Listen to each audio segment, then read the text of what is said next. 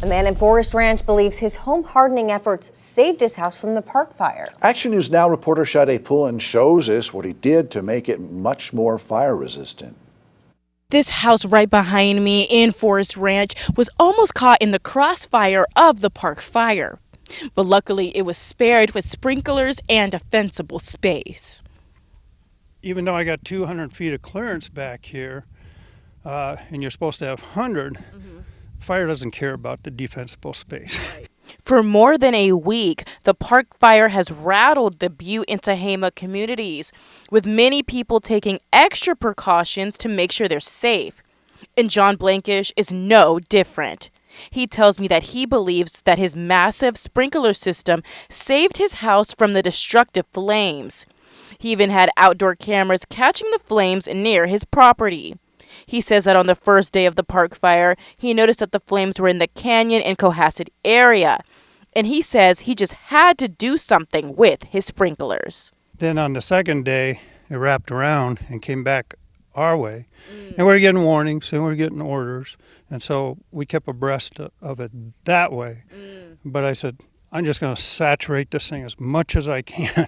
Now take a look at this. I want to show you guys how close this fire was to this property right here. It's merely just night and day. This is the beautiful property right here. And then if I turn my camera, you will see some of the park fire right here in Forest Ranch. And you can see it's cloudy, dark, ashes. It was this close to his house.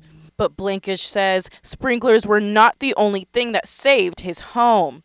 He says defensible space and his rock barrier that blocks the fire on the ground from reaching the house directly also played a role. I asked him if he feels like defensible space is enough. Yeah, I don't think defensible space is good enough. It's your first step. Do you recommend the sprinkler system to other people so they could prevent their home from being affected by a wildfire? Absolutely. Yep. I got a row of tanks under there. I got 10,000 gallons. I got a pump that can run off PG&E or my dual generator. Blankish says the areas that were not saturated with water from the sprinkler were burnt by sparks, but most of the area around his home was spared, which he says he's thankful for. Reporting in Forest Ranch, I'm Sade Pullen with Action News Now. Now, he says that he also was a firefighter in the 90s for a few years, and he said fire science is something that he will always be interested in. If you are still under an evacuation